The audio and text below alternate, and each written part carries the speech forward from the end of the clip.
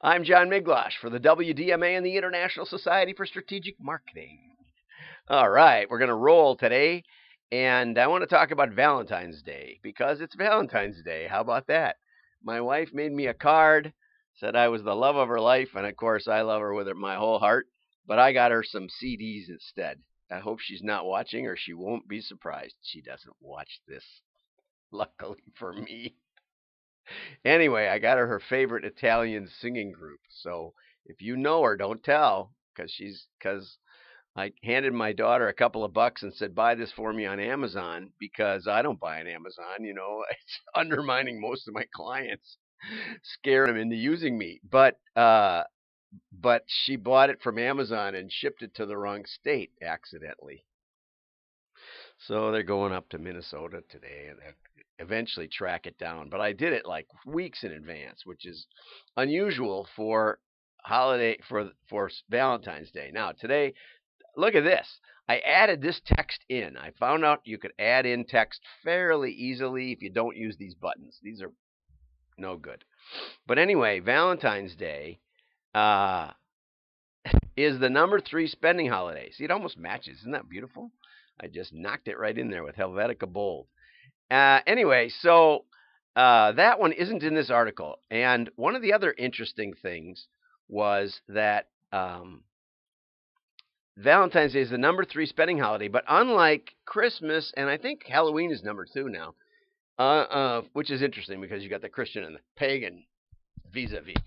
And now we got Valentine's Day, which the Ad Age article in India said goes back to Roman times when you would bribe certain judges who would marry people outside of they had rules about who could marry whom.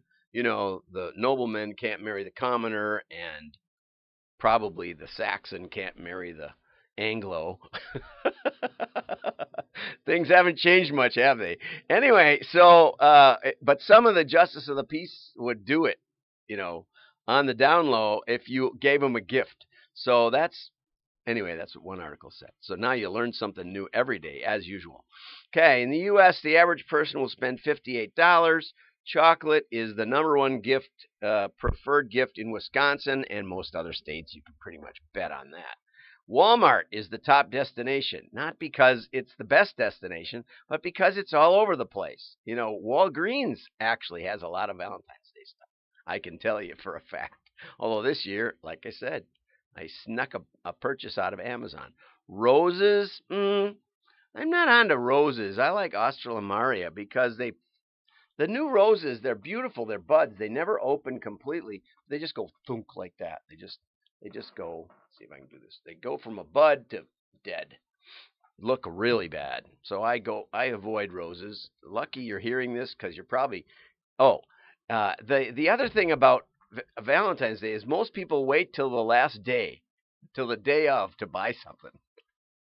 I have learned that's not a good idea because, there aren't many left. There aren't many cards left. Luckily, I'm not very picky. Okay, here's another good, interesting tip. Engaged spend the most. So, ladies, enjoy it while you can because it goes downhill from there. It goes from single, and in another article, which we'll probably get to, I found out 15% of people buy themselves a Valentine's Day gift. So that could be, the self-fulfilled one. In a relationship, and up we go. Men spend more on women than vice versa, as you could expect. Men need forgiveness.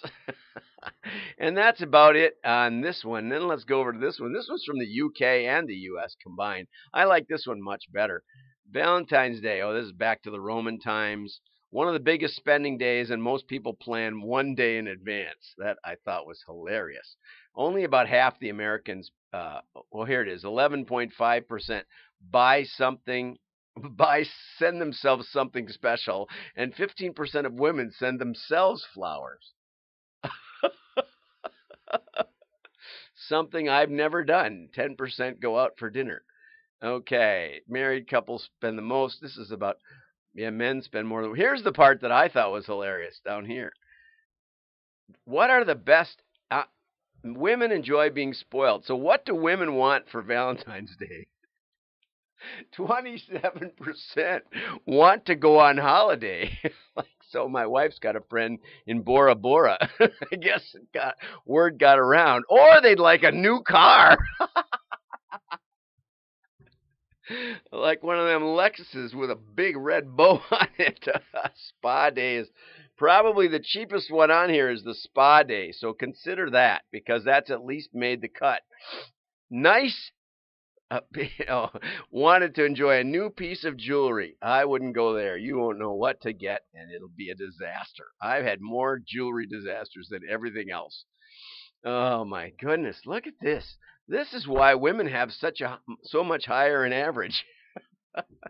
Because every now and then some man does take them to Bora Bora or buy them a new car. Oh, my wife has never bought me a new car or taken me to Bora Bora. On that note, let's go talk about yeah, this was good stuff. So yesterday or the day before, I got a note from Earl Hogan asking about RFM scoring. And so I found this article by this kid named John Miglosh from the August 2000, only a mere 19 years ago. It's me, 19 years ago. I loved that tie. It was a really expensive tie. Anyway, the idea is that if you go out and buy a book by Arthur Middleton Hughes, rest his soul, you'll hear that you should break your customers up into 5 groups, equal quintiles. Okay, that kind of doesn't work for recency, but let's just say for monetary, or like who spent the most money. So you take the top 20%, the next 20%, the next blah, blah, blah, blah, like that, down there like that. Now, that's what Earl was asking. Can I get, 5 monetary scores, 5 frequency scores, 5 recency scores? That's what RFM means. I got a question from somebody who's been in marketing for years and didn't know what RFM was. This is like the foundation of customer segmentation. So I recommend this article. You can get all this stuff at e-rfm.com. E-RFM for e-commerce. -RFM. E-RFM. Anyway, now the deal is that if we're doing frequency here, we can do frequency. So let's divvy up by the number of times they bought. This kind of works for monetary. I mean, you can actually do it for monetary, but for frequency you can't, because these guys bought once, most of these guys bought once, and maybe half of these guys bought once. How do you split it? You can't. Okay, but monetary is kind of the same thing. If your best customers are over $100, most of these, 3/4 of them or 2/3 are under $100. It doesn't split even. Okay, so what we did based on work by John Worth is we split based on the behavior. Okay, now this is frequency. So we put the one-time buyers, we give them a 1. This is science, man. This is scientific. This is the mean method. I won't get into that, but it takes the mean and goes below it, gives them a score. Then it takes the mean of the next one, goes below it, and then takes the mean of the next one, goes below it. It works really well. I'm giving you too much good stuff here. But what John Worth came up with was the idea, especially in monetary.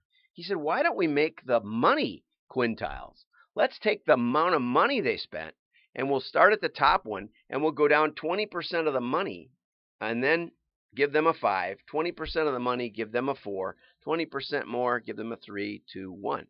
And what you find is that you get the same kind of picture. That's the exciting part, is you get the same idea, because the 80-20 rule applies, and about 1 or 2% of your customers are going to do 20% of your sales. So you get a real thin sliver. See, this is why you want to get an old guy involved. We developed this stuff 20 years ago. Well, yeah, you can tell I published it 20 years ago. We developed it probably 30 years ago.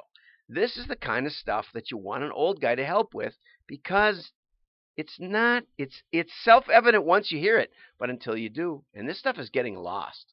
Interestingly, when I looked up E-RFM, I found this article in some big bucket of journal articles. Don't know.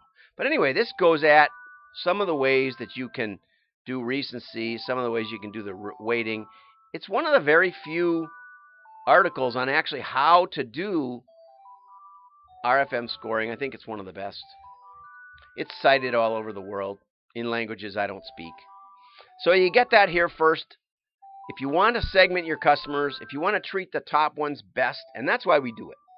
Because the top ones, I had a client that sold penny items, but bags of them. And their best customers bought hundreds of thousands of dollars of this stuff and resold it.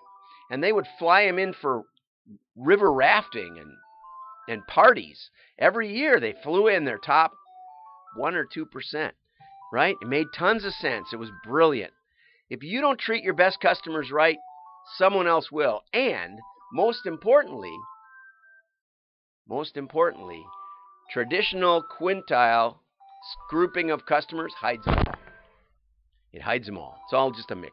It'll look like a little bit higher average order, something like that. I'm John Miglosh. There's no other thing like this in the world. Live stream daily news with opinions, 10 minutes at 10. Have a great day.